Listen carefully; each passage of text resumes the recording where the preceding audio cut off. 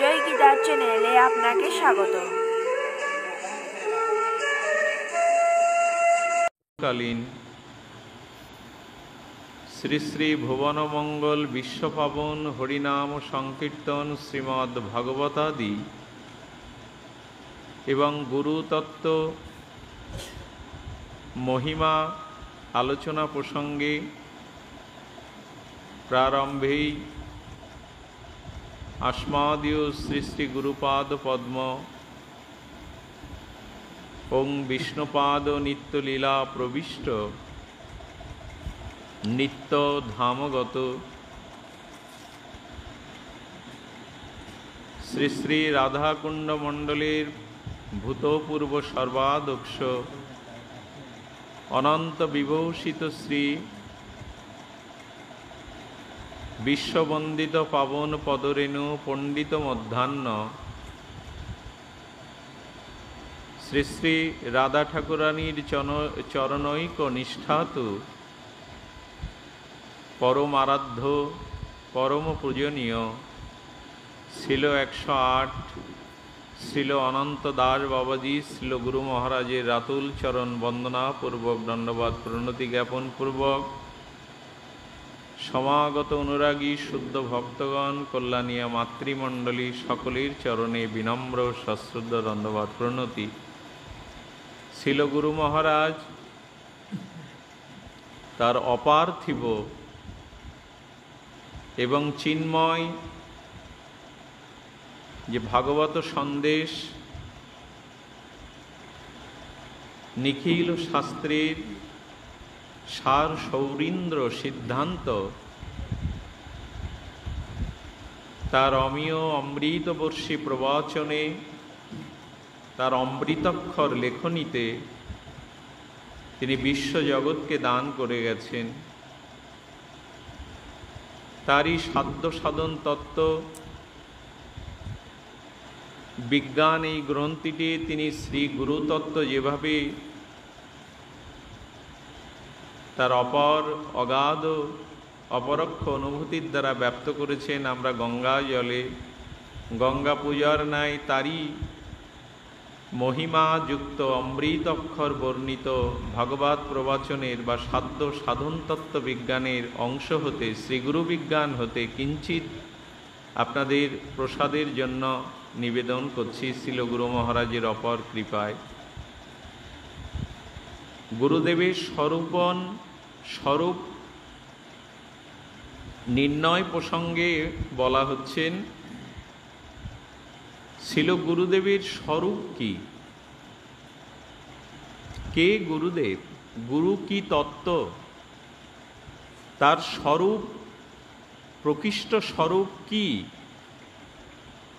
ভগবান নিজ মুখে বলছেন আচার্যাং মাং বিজানিয়াত, এবং বলছেন যে ন মর্ত বুদ্ধা,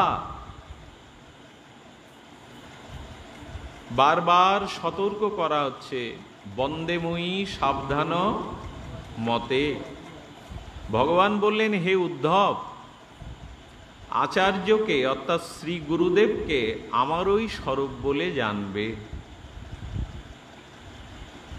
স্বয়ং ভগবান শ্রীমুখে বলছেন আচার্যাং মাং বিজানিয়াত, আমি গুরুরূপে আবির্ভূত হই, অর্থাৎ শ্রীগুরুর স্বরূপকে আমার স্বরূপ অভিন্ন বলে জানবে। জীবের নিস্তার লাগি নন্দসুত হরি, জগতে প্রকাশ হন গুরুরূপ ধরি। তো বলছেন যে কখনো তাকে অবজ্ঞা করবে না, মনুষ্য বুদ্ধি আনবে না। ছিল গুরু স্বরূপে অভিন্ন শ্রীকৃষ্ণ তত্ত্ব ব্যতীত কখনো তাকে অবজ্ঞা বুদ্ধি করবে না, কখনো মনুষ্য বুদ্ধি করবে না। বন্দে মুই সাবধান মতে, যাহারও প্রসাদে ভাই এভাবেও তরিয়া যায়, কৃষ্ণ প্রাপ্তি হয় যাহা হতে। যাহার কৃপায় ব্যতীত এ ভব সংসার তারণ পাওয়া যায় না, সেই শ্রী গুরুদেবের স্বরূপ স্বয়ং ভগবান উদ্ধবকে বলছেন, শ্রী গুরুদেবকে আমার স্বরূপ বলেই জানবে। অর্থাৎ গুরুতে আর পরমেশ্বর ভগবানে অভিন্ন তত্ত্ব বলে জানবে। তো যেহেতু শ্রীগুরু সর্বদেবময়, চৈতন্য চরিতামৃতের অমৃত অক্ষরে কবিরাজ কৃষ্ণ গোস্বামী পাদ বলছেন, গুরু কৃষ্ণ রূপ হন শাস্ত্রের প্রমাণে। গুরু কৃষ্ণ রূপ হন শাস্ত্রের প্রমাণে। শ্রীকৃষ্ণেরই কারুণ্য ঘন ঘনত্তম মূর্তি হল গুরুদেব। গুরু কৃষ্ণ রূপ হন শাস্ত্রের প্রমাণে, গুরু রূপে কৃষ্ণ কৃপা করেন ভক্ত গণে। গুরু রূপে কৃষ্ণ কৃপা করেন ভক্ত গণে।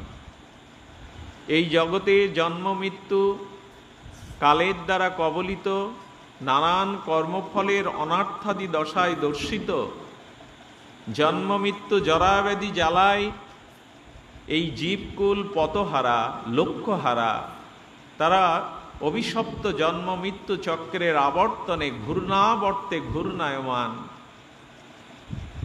এই পতিত স্খলিত অজ্ঞান আধারে নিমজ্জিত জন্ম মৃত্যু কবলিত জীবকে উদ্ধারের জন্য স্বয়ং শ্রীকৃষ্ণ কৃপামূর্তি গুরু রূপে জগতে আবির্ভূত হয়।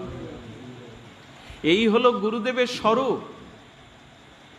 ভগবান শ্রীকৃষ্ণ আচার্য রূপে শ্রী গুরু রূপে আবির্ভূত হন ভক্তকে কৃপা করবেন বলে, অনন্ত জীবকোটিকে করুণায় তিনি আর্দ্র করবেন বলে। এইসব শাস্ত্র প্রমাণে জানা যায় যে শ্রীকৃষ্ণই গুরুরূপে বিশ্ব আবির্ভূত হয়ে আর ভক্তগণকে তিনি অভয় প্রদান করে, করুণা কৃপা আশীষ দান করে এই অভিশপ্ত জগৎ থেকে গুরুদেব কৃষ্ণ পাদপদ্মে তাকে প্রেম ভক্তি লাভ দিয়ে দেন। তো এখানে বলছেন গুরু স্বরূপে শ্রীল গুরু মহারাজ বলছেন, যদ্যপি আমার গুরু চৈতন্যের দাস, তথাপি জানিয়ে আমি তাহার প্রকাশ। শ্রী গুরুতে এবং পরমেশ্বর অখণ্ড পরতত্ত্ব ভগবান শ্রীকৃষ্ণতে ভেদও আছে অভেদও আছে, ভেদাভেদ তত্ত্ব। কেউ কেউ প্রশ্ন করেন, আমার পরমারাধ্য দীক্ষা গুরুদেব আর পরমেশ্বর ভগবান শ্রীকৃষ্ণ কি এক তত্ত্ব? এইখানেই তো বলা হচ্ছে, জীবের নিস্তার লাগি নন্দসুত হরি জগতে প্রকাশন গুরুরূ। গুরু কৃষ্ণ রূপ হন শাস্ত্র প্রমাণে। শাস্ত্র প্রমাণ দিচ্ছেন গুরুতে আর কৃষ্ণতে কোনো, কিন্তু হ্যাঁ শাস্ত্র আবার বলছেন, যদ্যপি আমার গুরু চৈতন্যের দাস। আমার শ্রী গুরুদেব যদি স্বয়ং ভগবান হবেন, তাহলে এখানে আবার বলা হচ্ছে যদ্যপি আমার গুরু চৈতন্যের দাস। এই জন্য এখানে অচিন্ত ভেদাভেদ তত্ত্ব নিহিত আছে, যেটি সকলেই আমরা ঠিক অনুভব করতে পারি না। ভেদও আছে আবার অভেদও আছে। অর্থাৎ ভগবান হল সর্বশক্তিমান তত্ত্ব, তিনি অখণ্ড পরতত্ত্ব, সৃষ্টি স্থিতি প্রলয়ের তিনি অধিকর্তা। যিনি আমার দীক্ষাগুরু, তিনি কি জগৎ সৃষ্টি করতে পারবেন? তিনি কি জগৎ ধ্বংস করতে পারবেন? পারবেন কি? তাহলে গুরু আর কৃষ্ণ যদি একীভূত হন, আচার্য রূপে কৃষ্ণই যদি গুরু রূপে আসেন, তাহলে এখানে শ্রীকৃষ্ণ এবং শ্রীগুরুতে ভেদও আছে আবার অভেদও আছে, যাকে বলে অচিন্ত জীব স্বরূপে আমরা ওইটা সম্যক রূপে বিচার করতে পারি না।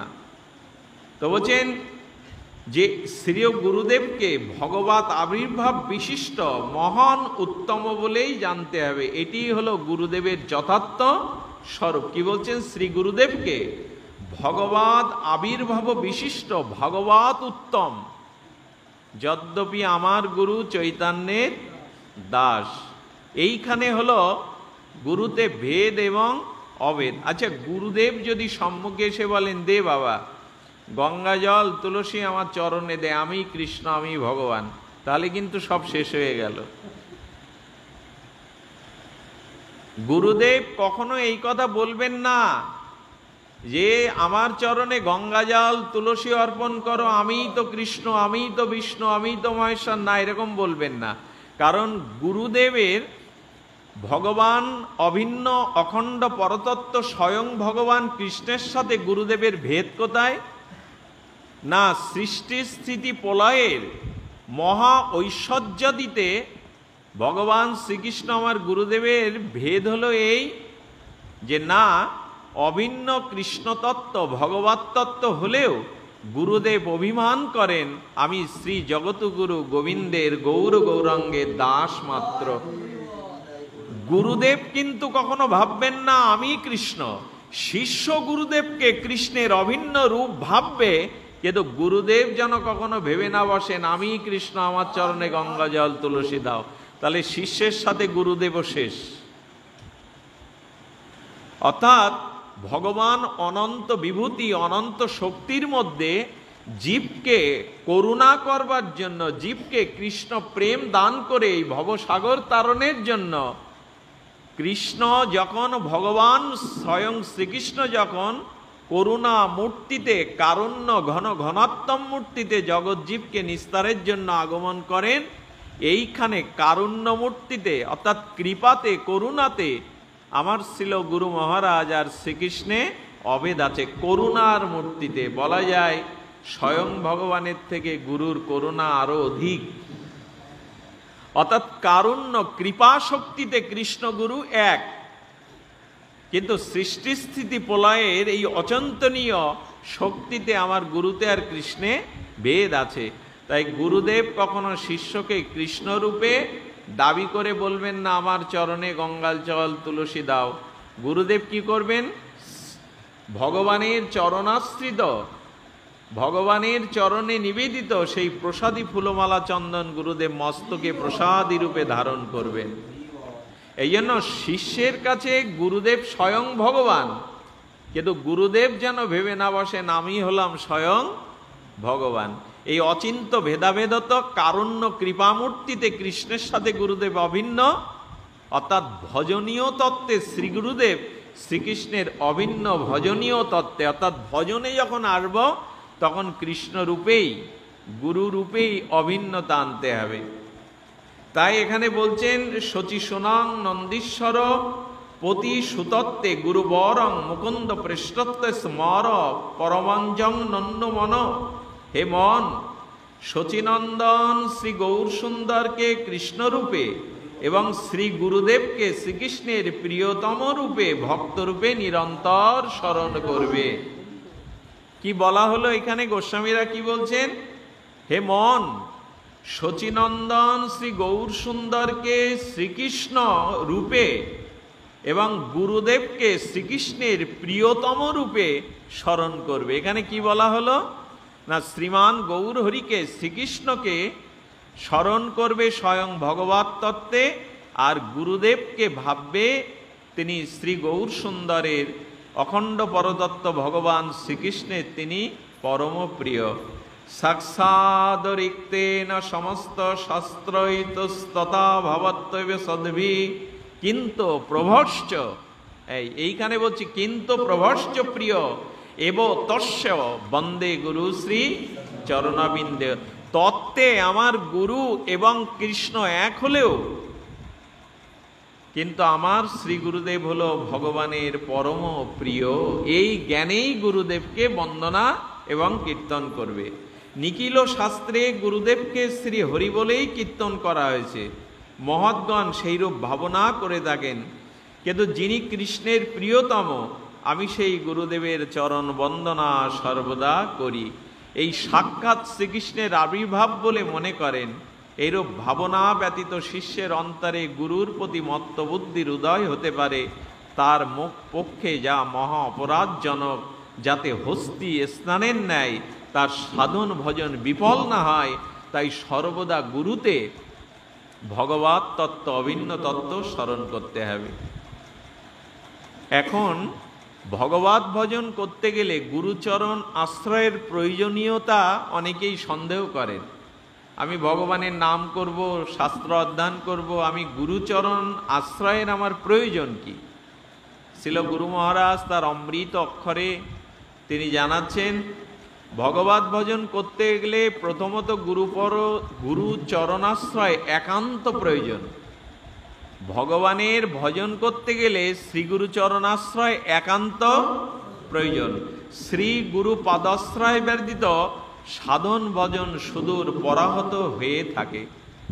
শিল গুরু কৃপা ব্যতীত সাধন ভজন সুদূর পরাহত হয়ে থাকে। অর্থাৎ বলা হয়েছে যে একটি ভক্তি মার্গে প্রবেশের দ্বার স্বরূপ, দীক্ষা হলো ভক্তি মার্গে প্রবেশের দ্বার স্বরূপ। প্রথম দ্বারটি বের হয়ে যেমন প্রবেশ করতে হয় ভেতরে অভ্যন্তরে, তেমনি ভক্তি মার্গে প্রবেশের দ্বার স্বরূপ শ্রী গুরু দীক্ষা। এখন এই বলছেন যে কেবল ভক্তি মার্গে নয়, বিশ্বে এমন কোনো সাধন পন্থা নাই যাতে গুরুদেবের প্রয়োজন হয় না। আচ্ছা, ভালো শিক্ষকের কাছে আমরা আমাদের সন্তানকে দেই কেন? ভালো অধ্যয়ন করবে বলে তো, শিক্ষাটা ভালো, ওখানে গুরু প্রয়োজন আমরা অনুভব করি। আমার ছেলেটা খেলাধুলায় খুব পারদর্শী, তাহলে ভালো ক্রিকেটার তৈরি করতে গেলে, ফুটবল বা সাঁতার শেখাতে গেলে একজন প্রশিক্ষকের কাছে আমরা দেই না? আমরা আমাদের সন্তানকে সঙ্গীত শেখাতে গেলে তাদেরকেও তো একজন সঙ্গীতজ্ঞের কাছে সঁপে দিই।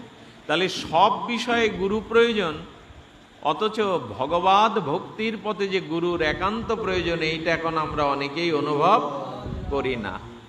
কোনো বস্তু শিখতে গেলে সেই বস্তু আমাদেরকে অধিগত করতে গেলে যেমন সেই বস্তুকে যিনি তত্ত্বত জানেন তার কাছে শরণাপন্ন হয়ে আমাদের সঙ্গীত বলি, ক্রিয়া বলি, যে কোনো বিষয় বিদ্যা বলি গুরুচরণ আশ্রয় করে শিখতে হবে, এটা বলাই বাহুল্য।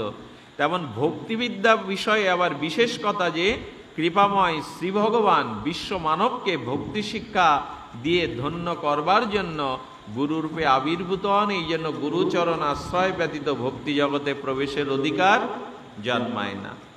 তো আমরা সংক্ষেপে গুরুতত্ত্বের এই উপলব্ধি প্রয়োজনীয়তার কথা আর কি এতে সন্দেহ করা উচিত নয় যে গুরুর স্বরূপ হল স্বয়ং ভগবান অভিন্ন তত্ত্ব, এবং শ্রেয়কামী যারা সাধন ইচ্ছুক তারা অবশ্যই সদ্গুরুর চরণাশ্রয় করবেন এবং চরণাশ্রয় পূর্বক শিল গুরুদেবের মহামহিমায় আপনি ভক্তি দুয়ারে প্রবেশ করবেন।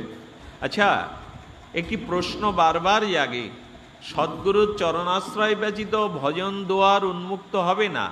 এখন প্রকৃত সদ্গুরু লক্ষণ কি, যা দেখে আমরা বুঝব ইনিই প্রকৃত সদ্গুরু, ইনিই ভগবানের প্রতিনিধি, ইনিই ভগবানের কৃপামূর্তি?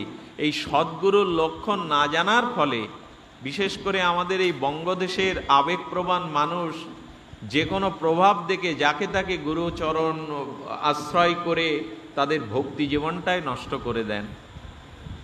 আমরা আগেই বলেছি, আচার্যাং মাং বিজনিয়াত, সকলেই গুরু হতে পারে না, ভগবানের কৃপামূর্তিটাই তো গুরু। তাহলে সদ্গুরুদেবের লক্ষণ থাকতে হবে।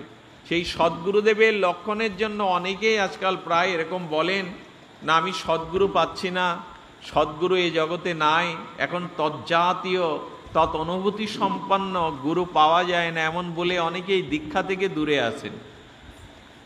এই তো গত কিছুদিন রাজশাহী মেডিকেলের এক অফিসার আমাকে বলছেন, আমি এ জন্মে দীক্ষা নেব বলে মনে হয় না, পাবো বলে মনে হয় না। আমি বললাম, আপনার এই সন্দেহ কেন ডাক্তারবাবু? বলেন, উপযুক্ত গুরু অনেক দেখেছি, উপযুক্ত গুরু এখন মেলে না, উপযুক্ত গুরু এখন পাওয়া যায় না। আমি বললাম, আপনি এক জায়গায় বসে এই যে তথ্যটা আমায় দিলেন এটা ঠিক নয়। ভ্রমিতে কোনো ভাগ্যবান জীব, আপনাকে যেতে হবে। এই স্থানে বসে আপনি সদ্গুরু পাবেন কি করে?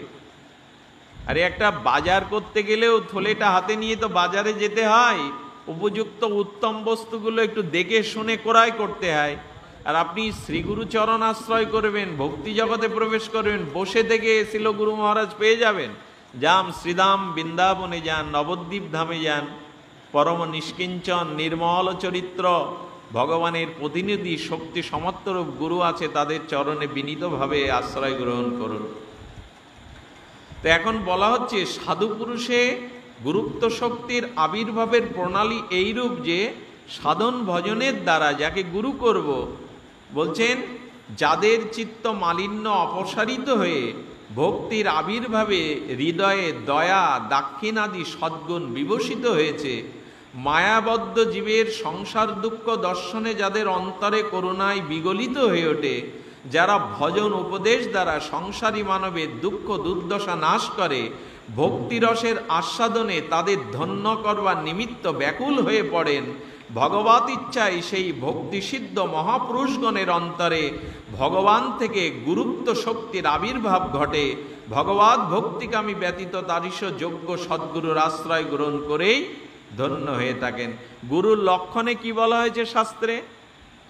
লক্ষণ দেখেই গুরু নির্ণয় করতে হবে। গুরুকরণের আগে বহুবার আপনাকে শাস্ত্রের এই লক্ষণগুলো মিলিয়ে নিয়ে গুরুকরণ করতে হবে।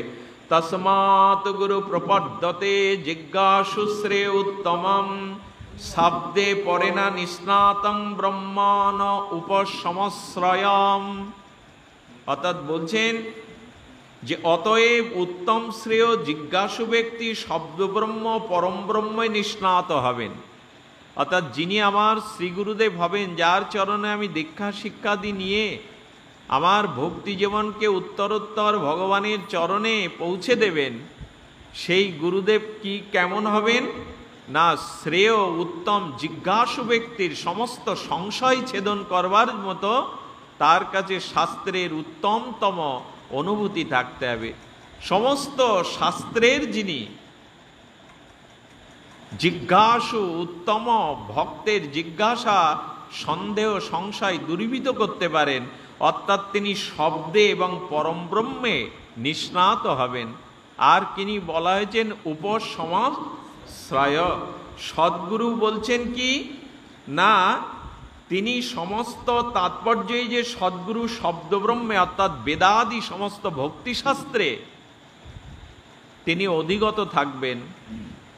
আর কি বলেছেন যে না, আবার পরম ব্রহ্মে নিষ্ণাত ভক্তিমান গুরুদেব হবেন অখণ্ড ভজন রসের সে রাধা মাধবায়া, হ্যাঁ, অপার মাধুর্য। যিনি শ্রী রাধা মাধবের অপর লীলা মাধুর্য নাম রূপ লীলা সর্বদা অনুক্ষণে, যার ভিতরে লোলুপতা আছে, অনুক্ষণ তা আস্বাদনের লোলুপতা আছে, আর অপরক্ষ অনুভূতি সম্পন্ন হবেন। অন্যথায় শিষ্যের মধ্যে ভজন অনুভূতি তিনি সঞ্চার করতে পারবেন না। শুধু ভক্তগণ উপসমশ্রয় বলা হয়েছে এই জন্য, অর্থাৎ কাম ক্রোধ লোভাদি শূন্য হবেন শ্রী গুরুদেব। গুরুদেবের মধ্যে কোনো কাম ক্রোধ লোভ অর্থবিত্ত প্রাচুর্য পাওয়ার কোনো লোভ কাম এগুলি থাকলে তিনি উপসমশ্রয় হতে পারেননি। আপাতত শ্রীল গুরু মহারাজ এখানে 4টি লক্ষণ নির্ণয় করেছেন। যিনি সুদৃঢ় বিশ্বাস নিষ্ঠার সঙ্গে ভগবত ভজন করে ভগবত অনুভূতি সম্পন্ন শ্রীয় গুরুচরণ তত্তুল্য ভক্তিলাভ অর্থাৎ গুরুর কৃপা লাভ করেছেন, যিনি বেদের তাৎপর্য জ্ঞাপক শ্রী ভাগবতাদি ভক্তিশাস্ত্রের সুনিপুণ, শাস্ত্র যুক্তি দ্বারা যিনি শিষ্যের সংশয় দূর করতে পারেন, এই দ্বিতীয় লক্ষণ। তৃতীয় লক্ষণ, যিনি শ্রীকৃষ্ণে অপরক্ষ অনুভূতি হতে কৃপাশক্তি লাভ করে এরূপ শক্তি সম্পন্ন হয়েছেন যে শিষ্যের মধ্যেও সেই শক্তি তিনি সঞ্চারিত করতে সমর্থ। আর চতুর্থ লক্ষণ হলো, যিনি কাম ক্রোধ লোভের বশীভূত নন, যিনি নিজে সদাচার সম্পন্ন, তিনি হলেন প্রকৃত সদ্গুরু। এমনি করে শ্রীল গুরু মহারাজ দীক্ষা সম্পর্কে আমাদের বহুবিধ বলেছেন প্রয়োজন হলো শ্রীকৃষ্ণ মন্ত্রে গুরুকরণ করে শ্রীকৃষ্ণ মন্ত্রে দীক্ষার সাহেব আর শ্রীল গুরুদেবের সেবা। বারবার বলা হচ্ছে যো মন্ত্র স গুরু সাক্ষাৎ যো গুরু স হরিও স্বয়ং গুরুর যস্য ভবেত তুষ্টস্য তুষ্ট হরি স্বয়ং। অর্থাৎ যা মন্ত্র তাই হলো গুরু, এবং যিনি গুরু তিনি হলেন স্বয়ং হরি। গুরু তুষ্ট যদি হন তাহলে ভগবান সন্তুষ্ট হন। বৃষ্টি আসলে উপরে আসুন, সবাই উপরে আসুন, জায়গা আছে। তো আমাদের একান্ত প্রয়োজন হলো শ্রীগুরু চরণ পদ্ম কেবলী ভগতি সদ্ম বন্দেময়ী সাবধান মতে, অর্থাৎ গুরুদেবকে আমাদের সেবা করতে হবে। শ্রী গুরুদেবের চরণে আমাদের অত্যান্তিক সেবা মনোভাব থাকতে হবে, তবেই তো আমাদের বলা হয়েছে যে প্রকৃত অর্থে আমরা কৃপা লাভ করতে সমর্থ। শুধু ভক্তমণ্ডলী, শিল গুরু মহারাজের আজ আমরা এইটুকু আস্বাদনে বলবো, গুরু সেবা ব্যতীত, গুরু চরণাশ্রয় ব্যতীত, গুরু ভজন ব্যতীত ভগবৎ জগৎ অন্ধকার। আর সেই অন্ধকার পথে আমরা কখনো শুদ্ধ ভক্তির আলোক রোশনায় অজ্ঞান আধার দূর করতে সমর্থ নেই। তাই শ্রী গুরু মহারাজের একান্ত কৃপা শক্তি পাওয়ার জন্য যথাযথ শাস্ত্রোক্ত সদ্গুরু চরণাশ্রয় করা আমাদের একান্ত প্রয়োজন, এবং কৃষ্ণ দীক্ষাদি পাওয়া একান্ত প্রয়োজন। সেই সাথে শ্রী গুরুদেবের সেবা পরিচর্যা, তাকে শ্রদ্ধা প্রণাম নিবেদন বন্দন, এগুলি আমাদের একান্ত প্রয়োজন। শুধু ভক্তগণ, শ্রীগুরু মহিমায় আজ মনে পড়ছে শিল গুরু মহারাজ এই বর্ষণমুখর কলকাতার মহানগরীর বুকে তিনি আমাদের আসতেন। এই কলকাতার বুকে এই বর্ষণমুখর বর্ষা স্নাত তিনি আসতেন। আর এই কলকাতাবাসী শুধু নয়, আমাদের পূর্ব বাংলা এবং পশ্চিম বাংলা গৌরমণ্ডল থেকে অগণিত চাতকের মতো সকলে চেয়ে থাকতো। সেটি হলো কি পার্কে যেন, গিরিশ পার্কে অসল ভবনে শিল গুরু মহারাজের শুভ পদার্পণ, শিল গুরু মহারাজকে বরণ এবং এই গুরু পূর্ণিমার দিকে তাকে প্রণাম এবং তার শ্রীমুখ নির্গলিত অমীয় অমৃত বর্ষী হৃৎকর্ণ রসায়ন ভগবৎ কথামৃত। আপনাদের কৃপায় আমাদের সৌভাগ্য হয়েছিল তার সান্নিধ্যে যেতে, তার গলে মালা আদি বন্দনা চন্দন তিলক দিতে, তার চরণে প্রণাম নিবেদনের সৌভাগ্য হয়েছিল। আজ বড় বেদনা বিধুর দিন, এই গুরু পূর্ণিমার শ্রীগুরু স্মরণের দিনে তিনি এখন অপ্রকট নিত্য লীলায়। এই প্রকট লীলাতে আর তাকে নয়নে তেমন করে দর্শন করতে পারবো না। আজকের দিনে তার শ্রীচরণে উপস্থিত হওয়ার এবং তার কৃপাশিস লাভ করবার সেই সুযোগ হারিয়েছি। তাই বড় বেদনা এবং ভারাক্রান্ত হৃদয়ে আপনাদের নিবেদন করি, স্বস্ব গুরুর প্রতি সেবা পরায়ণতা শ্রদ্ধালু হয়ে আমরা যেন পথ এগিয়ে যেতে পারি। সদ্গুরুদেবের মহিমা কেমন আমরা বহুবার বহু আলোচনায় আপনাদের জানিয়েছি। তবে এইটুকু বলতে পারি, এক শিষ্যকে গুরুদেব বললেন, ওরে আমার তো জল পিপাসা লেগেছে, একটু জল এনে দিতে পারিস? বিশ্ববন্দিত পাবন পদরেণু শ্রী কেশী উপকণ্ঠস্থিত জগৎপূজ্য জগৎ বরাণ্য শিল মুরারি দাস বাবাজি মহারাজজি এই ঘটনা বলেছিলেন। তিনি বলেছিলেন, এক সরল শিষ্যকে গুরুদেব জঙ্গলে গিয়ে বলছেন, তোরা আমাকে একটু তৃষ্ণার জল এনে দিতে পারিস? তো শিষ্যটি যখন পাত্রে করে জল এনেছে, জলটা বড় তার কাছে বিকট কষ লাগছে। গুরুদেব বললেন, কোথা থেকে এনেছিস? বলে এই জঙ্গলের মধ্যে গুরুদেব সাধুদের তৃষ্ণা নিবারণের জন্য কেউ সহৃদয় ব্যক্তি হয়তো এখানে একটা কুয়ো তৈরি করেছিল, সেই কুয়োর থেকে জলটা এনেছি। তবে ওই কুয়োর উপরে একটা বৃক্ষের ডাল এসে পড়েছে, পাতা পড়ে পড়ে বিশুদ্ধ জলটা তার বিশুদ্ধতা হারিয়েছে। গুরুদেব বললেন, ওই ডালটা তোমরা কেটে ওই জলটা শুদ্ধ করো, যাতে সাধুগণ তৃষ্ণিত সাধকগণ জল পান করতে পারে।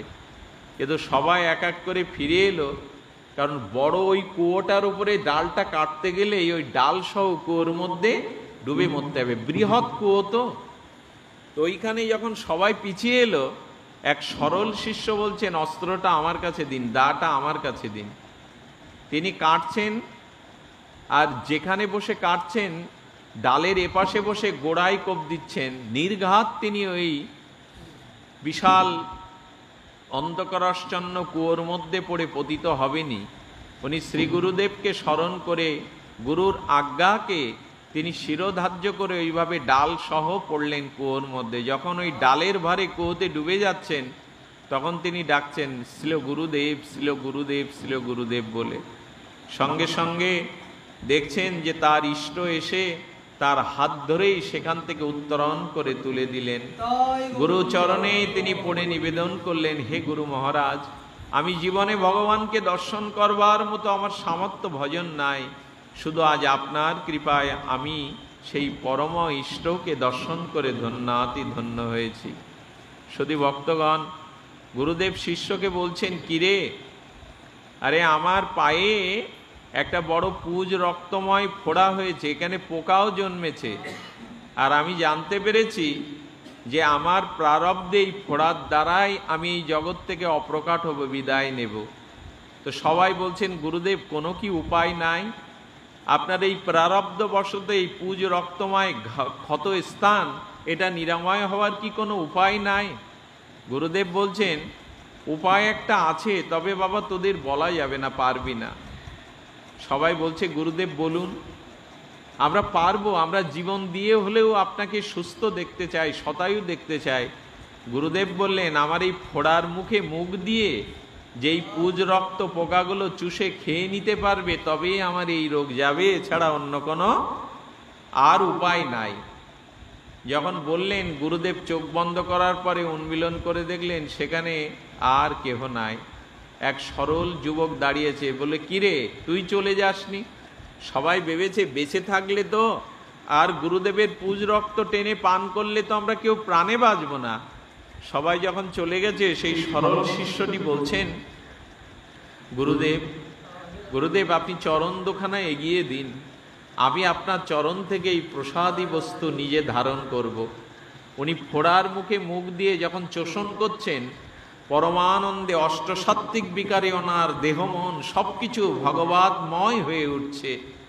এই অনুভূতি হতে হতে হঠাৎ গুরুদেবের দিকে তাকিয়ে দেখেন, আসলে ওটা ফোড়া না, যেন অমৃত বর্ষী কোনো পরিপক্ক আমের রসাদি উনি পান করছেন। আসলে গুরুদেব পরীক্ষা করছিলেন কোন শিষ্যের আমার প্রতি সেবা ভাবনা, আমার প্রতি তার ভগবত ভাবনা। ওই শিষ্যটি চোষণ করতে করতে প্রেমে এপরতা আবিষ্ট হয়ে গেছেন। উনি ঢুলতে দুলতে বাইরে যখন এসেছেন, অন্য শিষ্যরা বলছি, কিরে তুই কি ওই পুজ রক্ত পান করলি টেনে টেনে?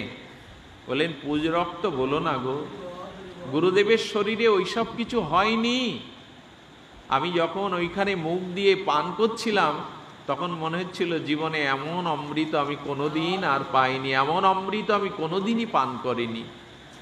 তো এই জন্য শ্রী গুরুদেবের বাহ্যিক কোনো রোগ শোক লক্ষণ দেখে যেন আমরা মনে না করি যেটা তাহলে তিনি ভগবান হবেন কি করে, তার দেহেই তো রোগ শোক আছে, এমনটা যেন না ভাবি। তার সব কিছু অপ্রাকৃত চিন্ময়। তাই গুরু সেবার এই মহিমা ব্যতীত, গুরু সেবা ব্যতীত এই জগতে কেউ ভগবৎ শক্তি লাভ করতে পারেনি। হৃদয় চৈতন্য নাম হয়েছিল এই জন্য, তার শ্রী গুরুদেব মহাপ্রভুর একেবারে বাল্যবন্ধু গৌরীদাস পণ্ডিত। এই গৌরীদাস পণ্ডিতের আশ্রমে হৃদয় বলে তার শিষ্য থাকত। সেই হৃদয় কি করেছে, গুরুদেব যখন উৎসবের জন্য ভক্ত শিষ্যদের দুয়ারে গিয়েছেন, আর গুরুদেব নাই আশ্রমে, আগামীকাল উৎসব, তাই গুরুদেবকে মনে মনে স্মরণ করে গুরুদেবের অনুমতি নিয়ে উনি উৎসব শুরু করে দিয়েছেন। গুরুদেবের অনুমতিটা মানুষে নিয়ে তিনি উৎসব শুরু করেছেন। এই উৎসব যখন চলছে, ছিল গুরু মহারাজ এসে দেখেন তার অবর্তমানেই তার শিষ্য হৃদয় এমনি করে উৎসব শুরু করে দিয়েছেন। তখন বললেন, কিরে আমার অনুমতি লাগলো না, আমার উপস্থিত লাগলো না? বলেন, গুরুদেব তিথিকে স্মরণ করবার জন্য, তিথিকে সম্মান করবার জন্য মানুষে আপনার অনুমতি নিয়ে আপনার শ্রীবিগ্রহকে সম্মুখে রেখে আমি এই উৎসব আশ্রমে শুরু করেছি। গুরুদেব বলেন, বেরিয়ে যা, তোর মুখ দেখতে চায় না, আমাকে লাগলো না, আমার অনুমতি লাগলো না, তুই উৎসব শুরু করে দিয়েছিস। যখন গুরুদেবের চরণে তিনি অপরাধী এই ভাবনায় তিনি ক্রন্দন করতে করতে তার হৃদয়ে অনুশোচনা অনুতপ্ত হতে হতে বেরিয়ে যাচ্ছেন, আর তার শ্রীল গুরু মহারাজ বিগ্রহকে প্রণাম করতে গিয়ে দেখেন বিগ্রহ ঘরে নাই, তার নিতাই গৌর ঘরে নাই। বলে, নিতাই গৌর কি ও নিয়ে চলে গেল? হৃদয় কি নিয়ে চলে গেল? আমি ওকে তাড়িয়ে দিয়েছি দূর দূর করে। দূরে গিয়ে বললে, হৃদয় আমার মন্দিরে সিংহাসনে তো বিগ্রহ নাই, তুমি কি বিগ্রহ নিয়ে যাচ্ছ? এদিকে ফেরো। সঙ্গে সঙ্গে গুরুদেব হৃদয়ের দিকে বুকে তাকিয়ে দেখে তার হৃদয়ের মাঝে নিতাই গৌর বসে তারা খেলা করছেন। নিতাই গৌর তার হৃদয়ে ফুটে উঠেছে। বলেন, ওরে, আমি তোর মতো শিষ্যকে ভুল করে তোকে আঘাত করেছি, কষ্ট দিয়েছি, তুই আশ্রম থেকে চলে যাচ্ছিস বলে আমার নিতাই গৌর তোর হৃদয়ে পড়ে চলে যাচ্ছে। ওরে হৃদয়, আজ থেকে আমি তোর নাম রাখলাম হৃদয় চৈতন্য। তোর হৃদয়ে সর্বদা চৈতন্য এমনি করে লীলা করবে। এই হলো শ্রী গুরুদেবের কৃপা। এই হৃদয় চৈতন্য পরবর্তীতে দুঃখী কৃষ্ণদাসকে কৃপা করে ব্রজে পাঠিয়ে রাধারানীর চরণে নূপুর প্রাপ্তি পর্যন্ত করিয়ে দিয়েছিলেন। এই জন্য শ্রী গুরুদেবের সেবা যারা পেয়েছেন তারা ধন্যা। একটি সেবা হলো প্রসঙ্গরূপী সেবা, আরেকটি সেবা হলো পরিচর্যারূপ সেবা। আজ আমরা সুযোগ পেয়েছি, গুরুদেব শ্রী নিত্য লীলায় ছিল গুরু মহারাজ। এখন এই হরি প্রসঙ্গ শুনিয়ে তার চিত্তকে আমরা যে সেবা দিতে পারি, এটা হলো প্রসঙ্গরূপী সেবা। আর পরিচর্যারূপী সেবা শ্রী গুরুদেবের সেই সুযোগ আমার হয়নি। ছিল গুরুদেবকে হাতে করে সেবা করবার সুযোগ হয়নি। জানেন, মাধবেন্দ্র পরিপাদ তিনি ছিল ঈশ্বর পরিপাদের মলমূত্র হাতে করে কাটতেন। পরম আস্বাদ্য অমৃত সুগন্ধ মনে হতো। ছিল গুরুদেবের হেয় পদার্থ নাই, তিনি তো সচ্চিদানন্দ বিগ্রহ। গুরুদেবের মলমূত্র পর্যন্ত কেছেন ঈশ্বর পরিপাদ। কি তার সেবা! এই জন্য ঈশ্বর পরিপাদ জগৎগুরু হলেন, মহাপ্রভুর ছিল আচার্য রূপে তিনি জগতে বিদিত হলেন। তাই গুরু সেবা, যাদের গুরু বর্তমান প্রকট লীলাতে আছেন, উচিত হবে শ্রী গুরুদেবের সেবা। শ্রী গুরুদেবের মহিমা সেবা ছাড়া তো উপলব্ধি হবে না।